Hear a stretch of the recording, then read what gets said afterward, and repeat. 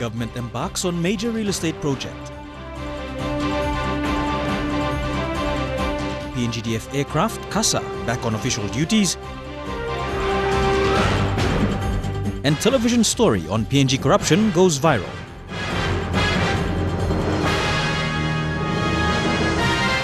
This is National MTV News with Meriba Tulo. Thanks for joining me for Wednesday's news. The government has embarked on a major real estate project that will see 10 multi-level buildings built along the Conabada area near Port Moresby. Valued at 800 million kina, the Gabutu Palace project is set to change the real estate landscape in the nation's capital and the country. A public-private partnership with Korean partners, the project is set to be complete by 2018 in preparation for the APEC summit.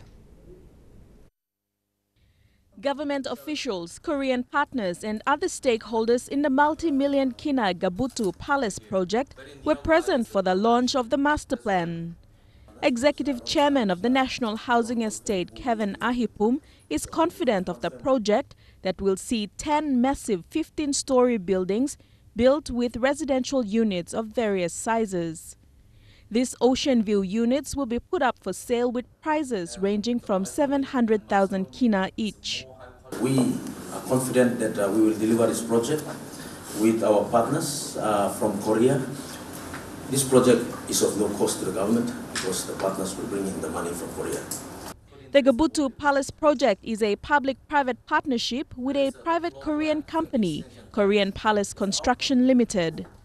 The joint venture company is the Korean New Guinea Housing Limited, which is made up of 60% the Korean company and 40% National Housing Estate Limited.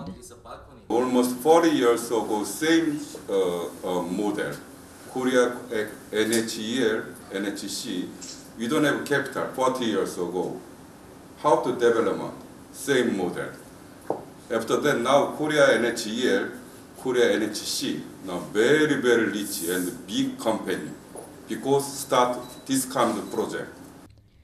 Minister for Finance and shareholder of the National Housing Estate, James Marape, commended the Lands Minister and Lands Department for freeing up the Conabada land area. He is excited about the direct foreign investment that's being encouraged. What excites me is that our development partners wants to bring in $300 million at least into our country. This is a direct foreign investment. He said the project is an important economic activity that will generate sustainable income into the future for the economy. A project of national significance because it will contribute to lifting the face of Port Moresby City, especially as we prepare to face APEC 2018 and beyond. The housing project is valued at 800 million kina. It has security and energy plans, electricity and water system plans, and will be quite high-tech as well. All construction and security systems will have 3 years warranty. The architecture of the project is by Samu Architects, the 7th largest architectural company in the world and a subsidiary of Samsung. Deli Waigeno, National MTV News. The Leadership Tribunal for 2 members of Parliament who have been referred by the public prosecutor will start tomorrow. Member for Bogea, John Hickey, and Member for Kagua Erave, James Lagea, were both referred in May this year for failure to lodge financial returns to the Office of Political Parties and Candidates Commission as winning candidates of the 2012 general elections. Honourable Justice Goodwin Poole will chair the tribunal. The other 2 members of the tribunal are Senior Provincial Magistrates Mark Selef Kariu and Ernest Wilmont. The Papua New Guinea Defence Force CASA aircraft P2502 is now in operation. The aircraft made its ferry flight from Indonesia to Port Moresby today, captained by Air Transport Wing Commanding Officer John Matagara Kikai. 9 million kina was pumped into getting the aircraft back into the air. The Papua New Guinea Defence Force CASA aircraft was away for 8 months since 24 November 2014 in Indonesia, undergoing a major overhaul. The routine sea service check is the second for the aircraft after clocking 4,000 hours. Its arrival today is timely as Papua New Guinea Defence Force prepares for major upcoming operations. PNG turns 40 years old this year. I want to state that as officers and men and women of the PNG Defence Force, let us make it our effort that all our capabilities function and operate to support the government and support our people in ensuring that our constitutional obligations are met. And let's be professional in delivering what we are mandated to deliver. The air element is an important part of the PNGDF, which has seen better days, but Toropo is confident change is on the horizon. With a substantial investment put into bringing it back into operation, Commander Toropo has asked that care be accorded when necessary to ensure the CASA serves its purpose. It had cost us close to 10 million kina. That is a significant amount of money for the Defence Force, especially when there is limited funds across the breadth and width of the government. Hence, I want to state that let's utilize and get the maximum output from that 10 millions worth that we've spent on rejuvenating and revitalizing this very important capability into the PNG Defence Force.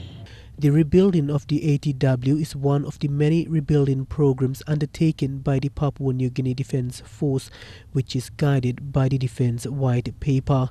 The CASA aircraft will now await instructions to carry out its normal military and civic operations. Mickey Cavera, National EMTV News. A program on Australian television service SBS has again thrown PNG legal practice under the spotlight. The story, which aired on the station's Dateline program last night, featured two prominent PNG lawyers caught on hidden camera.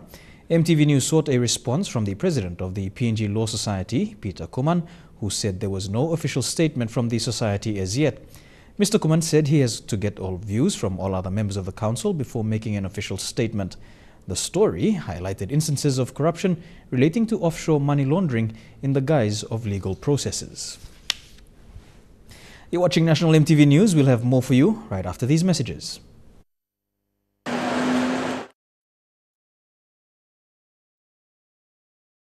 Welcome back to the news. The Milan Region Spearhead Group Leaders Meeting was officially launched today at Honiara's National Museum in the Solomon Islands. The launching follows the Foreign Ministers' meeting and will conclude on Friday. Host Prime Minister Manasseh Songovare welcomed government delegations and participants from Vanuatu, New Caledonia, Fiji and Papua New Guinea. Mr. Songovare said domestic capacity building in all four Pacific nations will be a main topic of discussion. He says this must be prioritized before addressing regional and global issues. Mr. Songovare also said the MSG leaders will deliberate on new membership applications into the MSG, but failed to clarify whether it was Indonesia or West Papua. The registering of incorporated landowner groups under the government's National Land Development Program was successful in its pilot project with Kum Kopi local level government in Western Highlands Province. ILG certificates were presented to Kum Kopi leaders yesterday, giving the locals the legal right to use their customary land as a commodity. Following this success, the neighbouring LLGs have shown interest to register and later lease the land. Kum Kopi is home to over 6,000 people. Though it is a kilometre drive from provincial capital Mount Hagen, the LLG lacks basic road and health services. Yesterday, over 4,000 men, women and children gathered to witness the certifying of their LLG as the first in Papua New Guinea that can legally use their land as a commodity. For the locals, the receiving of this certificate marks a new chapter for their emerging economy. When presenting the certificate, National Research Institute Director Dr. Charles Yala explained the benefits the certificate gives. He said NLDP team has done their part in certifying the LLG, and it is now up to the locals to turn their land into an income source. Through your management and through the general meeting, by agree also this land or that land or that land or wherever you like working business or working one place, satellite town or whatever, and by your work decision. Former NRI director and a Kumkopi local, Dr. Thomas Webster, thanked the people for collaborating with the NLDP team and congratulated them for meeting the ILG requirement and getting their certificate. Kumkopi's success was tied to the fact that it was Dr. Webster's home and was achieved out of respect for him. Long this la tupla law mi blai train long en long copy it come up good plus some law plenty problem it come up mi blai line plenty something like that's now mi blai ready long helping Papua New Guinea long using this la tupla law. However, for the other ILGs, more awareness is needed for locals to understand the procedures and benefits the registering of ILG brings. Over 2 months was spent in carrying out awareness, and Registrar of ILGs, Ivuna Rogakila, presented the ILG certificate, including an ILG Code of Conduct, to Village Councillor Peter Rhyme. Kumkopi Wambla Gubla tribe, fulfilling Mogata requirements, law Anglomi me registering this law, ILG certificate. Registrar Rogakila explained that the ILG members who fail to meet the Code of Conducts are subjected to the law and will go to jail for a period of over 6 months. Taklagunga, National EMTV News. The Mount Hagen Chamber of Commerce has shown its support for the government's National Land Development Program in Western Highlands. Chamber Vice President Greg Linhart said business houses will get behind the program because they want to see their businesses expand. However, Linhart stressed that the government agencies concerned must ensure business houses are given legal land titles to avoid illegal landowners claiming land payments. Part of the colonial thing, so. In a meeting between NLDP members and the chamber, both parties presented their views on the program and what can be gained from it. We are introducing concepts that are not part of our lives. National Research Institute Director and someone spearheading the program, Dr. Charles Yala, emphasized the attraction business houses have in terms of rural to urban migration. Dr. Yala said without the business sector, there would not be any township.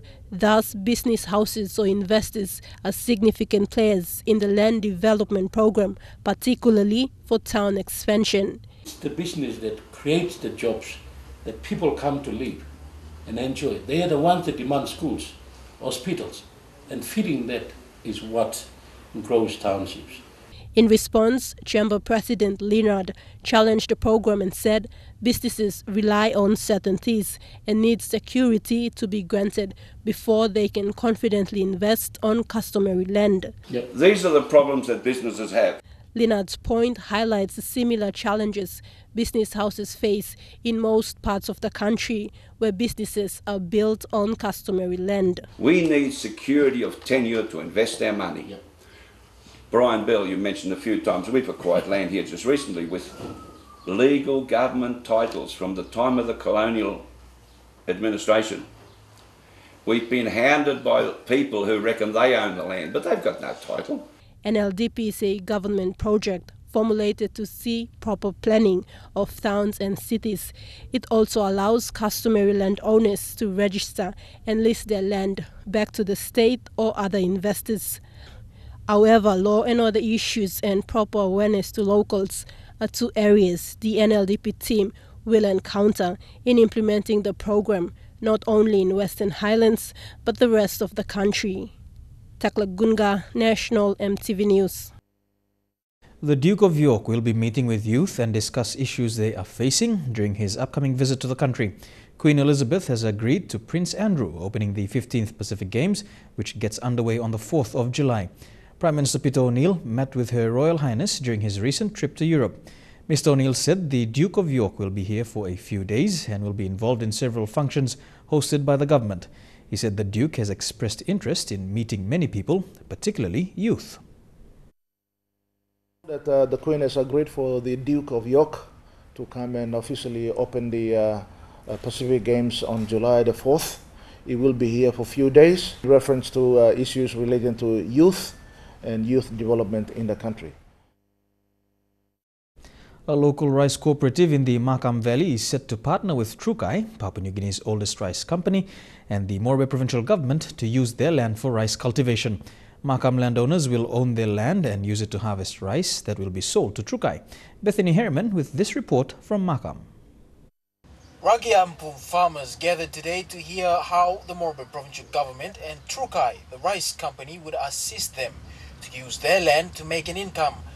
The talk now is the people who use their land to plant and cultivate rice that will be bought by Trukai. Trukai CEO Greg Worthington says the rice company will help them to plant the rice and harvest it. It will then buy it off them. I know there are certain elements and drives towards a large-scale irrigated project, and I think we will have a couple of those. But I think if we really want to put wealth into the communities and share the wealth around all the farming community, it has to be smallholder based. The landowners will sign a rice development agreement with Trukai. In it, they will get expert help and machinery support. Morobe Governor Kelly Naru was also at the village today to show the provincial government's backing. He explained during his speech that the provincial government has embarked on a new concept away from the private-public partnership that will also include the participation of landowners. We are going to encourage our landowners and our communities to basically team up into cooperatives and ILGs and essentially give up and free up their land, not in a way that they will lose control and possession altogether, but in a way that they will still maintain and retain ownership and control, but basically use their land for production.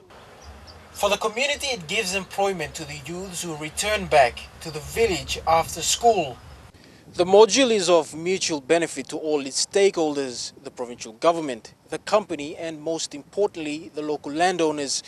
It gives family groups within the village an opportunity to directly participate in agricultural developments.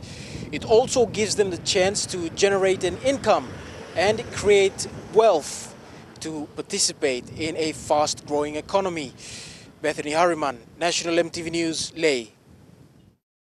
And now a look at the finance news. The kina closed unchanged at $0.3645 in the interbank market.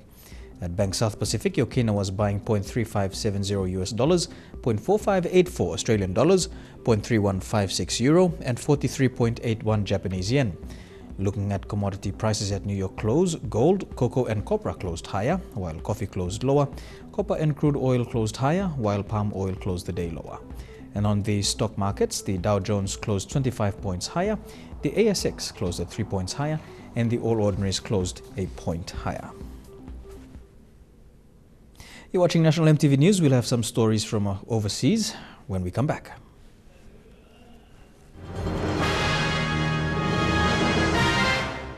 Welcome back to the news. Turning overseas now, and in Iraq, the battle against ISIS has forced thousands of families to flee their homes. Many of them are stranded in makeshift tents just outside Baghdad. It's Iraq's Bridge of Sorrows, a rickety crossing over the Euphrates River for those who've lost their homes, their livelihoods, lost almost everything but for a glimmer of hope. On the bridge known as Bzabiz, soldiers check papers on the lookout for ISIS infiltrators. But most, like Mohammed Hussein and her family, are simply seeking a semblance of peace. There was an airstrike, she says. Our house was destroyed and I was hurt. We left because of the fear and terror. We couldn't sleep at night. Jama Ali recently suffered a stroke. He was pushed over the bridge on a cart. Clearly in pain, he's unaware of where he'll end up. I don't know, he says. I have nothing. Going the opposite way, food and other goods. There's a war on, but business never stops. This bridge represents the only way for civilians to go in and out of the remaining 20% of Anbar province that's still under government control. And even in that remaining 20% of Anbar, ISIS is present. Iraqi security forces recently rounded up more than 20 men suspected of being members of the extremist group. Civilian cars sit idle on the far side of the river. Cars from Anbar aren't allowed over the bridge for fear they may be full of explosives. The only solace here, for boys only, however, is a dip in the river. Welcome relief from the scorching summer heat. Those without the means to go any further or someone to vouch for them to security forces end up in tents on the side of the road. They complain of lack of basic services, food and clean water.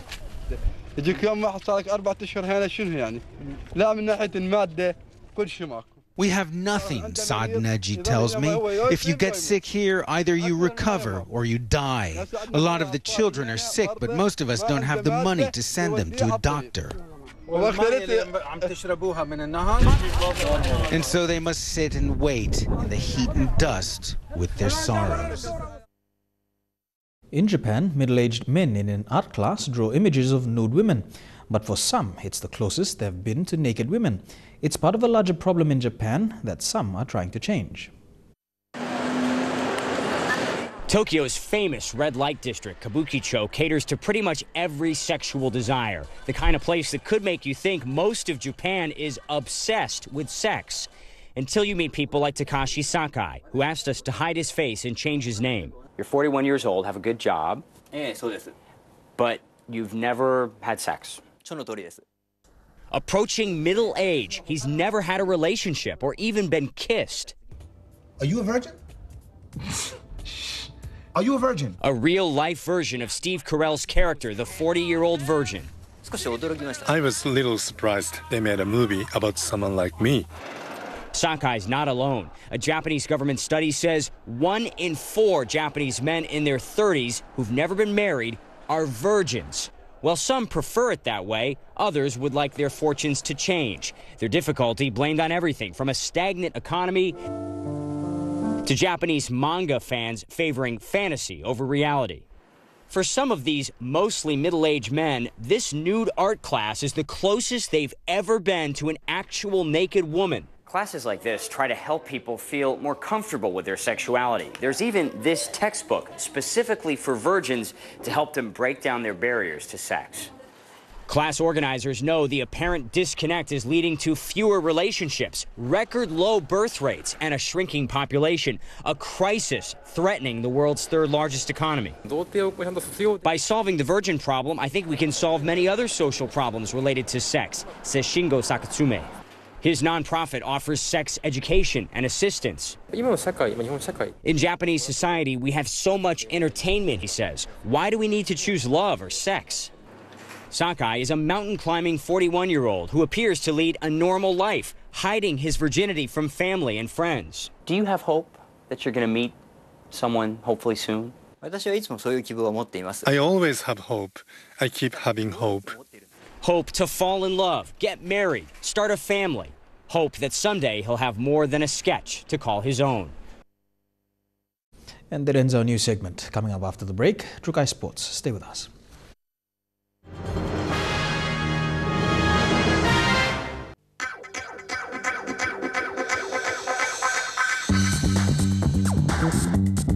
Trukai Sports.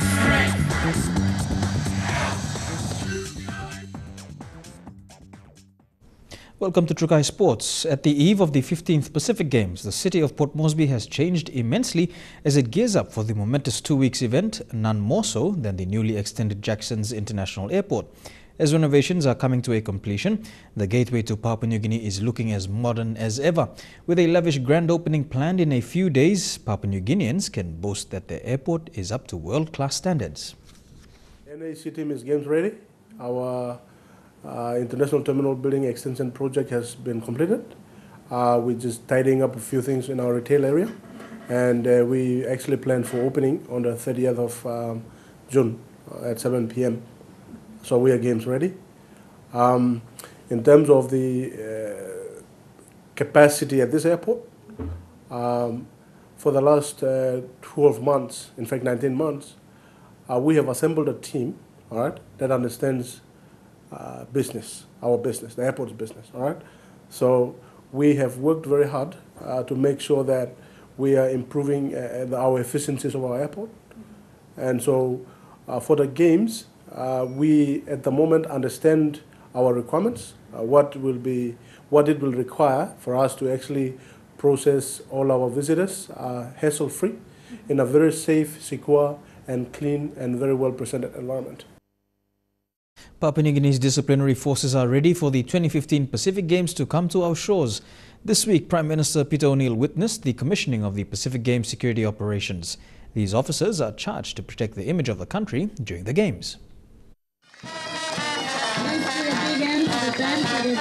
The police, defense force and correctional services were at the commissioning of the Pacific Games operations, codenamed Safe Games. Outside manpower have come in from all provinces to assist NCD police operations. Prime Minister Peter O'Neill said it is our national duty to make sure that these games will be the best delivered and will be remembered in years to come. And let us host the best Pacific Games ever in this region. Let people go back with fond memories of our country. The disciplinary forces will be at the forefront to protect our national image and pride, and we must all show our support and work together to deliver the best games possible. And the pride of our nation is very important. And members of the disciplinary forces are at the forefront of protecting that image and pride. Now, the Australian Federal Police is also providing support to the Royal Papua New Guinea Constabulary in their efforts for the 2015 Pacific Games. Dion Kombang, National, EMTV Sports. While the build-up to the Games have been positive, the national sevens team face a nearly impossible task by going up against Fiji in their first match in the Pacific Games. Fiji will be entering as hot favourites, with the majority of the team comprising of players who have played in the World Series circuit. They've recently attended a sevens tournament on the Arama coast and have been training under the High Performance Training Centre's regime and are looking sharp for the July Games. But whether they can disappoint the Fijians in round one of their pool matches is a question that can only be answered come Games time. Assistant coach Douglas Guys has said numerous times in the team's build-up the squad was more of a performance-based team. We're quietly confident that we'll do well in the games against Fiji. Well, like I said, we're not results-based at the moment. We just want to stick to what we've done over the past couple of months in our training and processes. The last time we played Fiji was in the New Caledonia games, and it ended up in a 19-all draw with Fiji coming out in extra time. So we're going to take confidence from that and see how it goes. In 2011, the PNG Pukpuks then placed in Pool C alongside New Caledonia, Niue and Tuvalu, went undefeated in all pool matches, proceeding to the quarterfinals against Solomon Islands. Thrashing Solomon Islands 40-5, the boys proceeded on to the semis against favourites Fiji, going down 24-19, securing a win against Niue 10-5, settling for bronze. This time around, the boys have it tougher. Placed in Pool A with Fiji, Tahiti, Guam and Solomon Islands. We know we got up against Samoa, Tonga and Fiji, the best in the Pacific, and we know we're on home soil and a lot of expectations for the team, so it's going to be a huge challenge, but we feel we got the right combination, we picked for it and working hard towards that too. Confidence, however, has improved following the Pukpuk's recent performance in Hong Kong, showing many signs of improvement. Away goes Rain Genia, National, EMTV Sports. Team PNG Va'a women are in the final stages of preparation and build-up towards the Pacific Games. The team has been undergoing intensive training under the guidance of head coach Jonathan Kasman, who is confident on the team to rake in medals. The 20-member team will be featuring in the Pacific Games against some of the Pacific's best: Tahiti, New Caledonia, Cook Islands and Fiji, who finished on top of the medal rankings in 2011 Mini Pacific Games in Wallis and Futuna. Shane, the Tahitians are the world champions, but that doesn't mean they're not beatable. Our girls are there to get gold. The people of Papua New Guinea have invested in our crew, and we're certainly going to give. The PNG Canoe Association will be holding the test event at the Basilic Naval Base this weekend. It will also be the last time the coach will assess the team and the individual athlete performances. Preparations for the Pacific Games have been quite intense. We've been training 6 days a week, most days twice a day. We have 2 land sessions at the PNG Olympic High Performance Centre and 5 or 6 other sessions on the water. So the preparations have been solid, and we have good groundwork leading into the Pacific Games. Keep it smooth with power, let's go! They will also bring 2 crews from Australia to compete against the girls and will give a good indication of the team going into the games in July. Team captain Zena Penny said with the help of the PNG government, the team attended 3 international events and really exceeded expectations. The Tahitians will be hot favorites going into the games in July. Shane, Saroya National, MTV Sports. Trukai Sports continues after these short messages. Stay tuned. Trukai Sports. Welcome back to Trukai Sports. The Cook Islands women's cricket team and the Pacific MMI PNG Lewis are ready to leave a lasting mark on the Pacific Games. The Cook Islanders, through an amateur side, have the potential to perform well during the week-long women's cricket competition during the Games. The Pacific MMI PNG Lewis may face competition from Cook Islands, but coach Rodney Ma says he was very confident that the team is geared up to face other national women's teams next month. Pacific MMI PNG Lewis cricket team captain Pauke Siaka is confident of leading the inaugural PNG women's cricket team to compete in the Pacific Games next month. The team is focused on maintaining their winning streak in the Pacific Games, having been crowned champions in the East Asia Pacific region after winning the International Cricket Council's East Asia Pacific Trophy in Japan last year. The women's competition will also be used as part of the qualifying process for the 2018 Women's World T20, which means that the top 2 EAP teams will qualify for a tri-series against Japan next year. The Pacific Games women's cricket kicks off in Port Moresby on Monday, July 6th, with Papua New Guinea to play the first match against Vanuatu at 10 a.m. and the second match at 2 p.m. against Cook Island, with live scoring for every match available through the EAP website and MTV Online. Elijah Lavette, National MTV Sports. Captain of Guam's national women's indoor volleyball team is confident in the team competing at the 2015 Pacific Games. Although only a few players have had international exposure, team captain Maria Wall-Haynes is optimistic that the younger players bring more energy and ambition to the court. With only 10 days remaining until the opening ceremony of the 15th chapter of the Pacific Games, Guam's women's indoor volleyball squad are steadily preparing to make the 2,560-kilometre journey that will take them from Guam to Port Moresby. Captain Maria Wall-Haynes and teammate Jonine Talay are the only 2 senior players, having both competed at the most recent East Asian and Micronesian Games. Leah Castro is the only other member to have taken part at the Micro Games, while the rest of the 11-member team will debut on the international arena in July. One of the biggest challenges for the women's indoor volleyball team is that they are height challenged. The tallest players being Maria Haynes, the captain, and Erin Wang, who both stand at about 178 centimetres, making Team Guam one of the shorter teams in the women's competition. Head coach Marvin Sablan says that the Games should give the girls more exposure and confidence to play in front of larger crowds. He adds that any error that could be made due to the lack of experience by the younger players will be addressed as a team. Tahiti are the defending gold medalists in women's volleyball from the 2011 Pacific Games. The other 2 teams to watch out for are New Caledonia, who won silver, and bronze winner Samoa.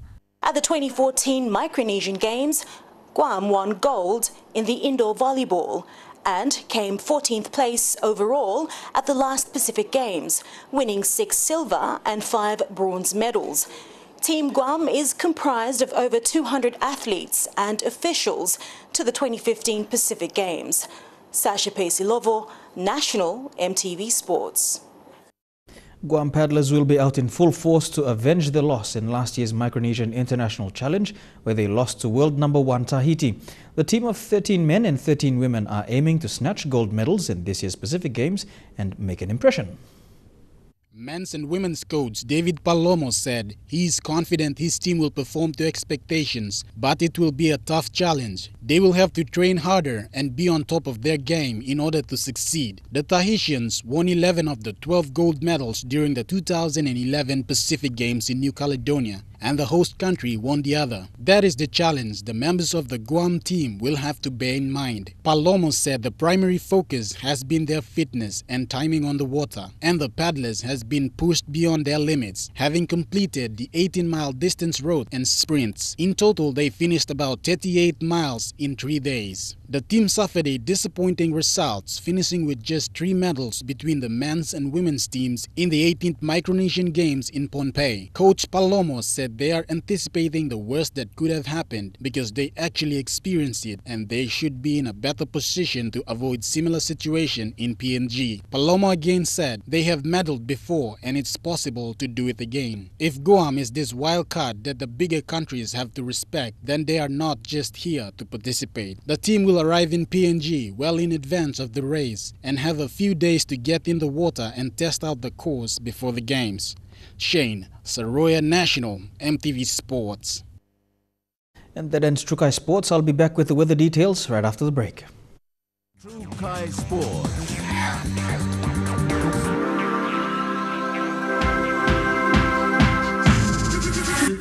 True Kai Sports.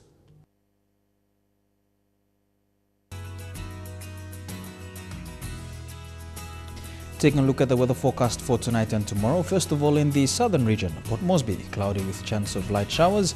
Daru, windy and partly cloudy at times, cloudy with a chance of light showers in Kerma. And Alotau and Popondetta, a few showers at times. Over in the Momasa region, you can expect a few showers, and showers expected in Wewak, Medang and Vanimore. In the New Guinea Islands, all centres to expect showers over the next 24 hours. And in the Highland region, all centres cloudy with chances of light showers and morning fog.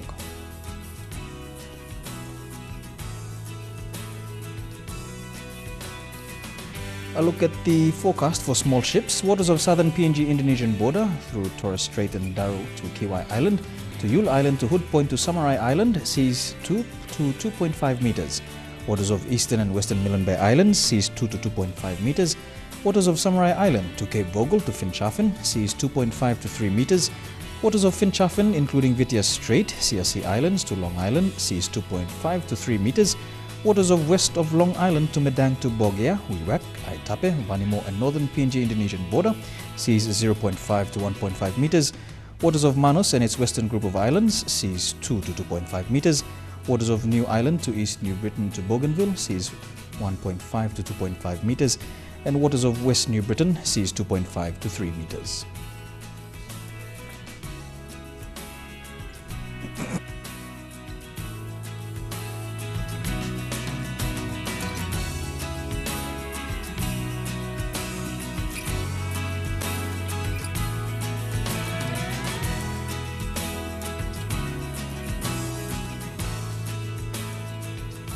And a look at the ocean forecast for PNG areas. Coral Sea sees rough with southeasterly winds at 20 to 25 knots.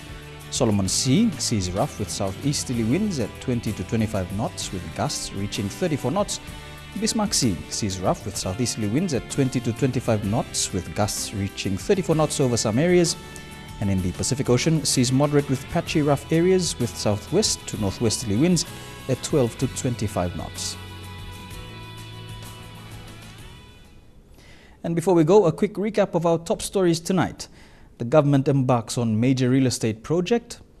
PNGDF aircraft CASA back on official duties. And television story on PNG corruption goes viral. And that has been the news, sports and weather for today. On behalf of the EMTV News team, pleasant viewing. Good night.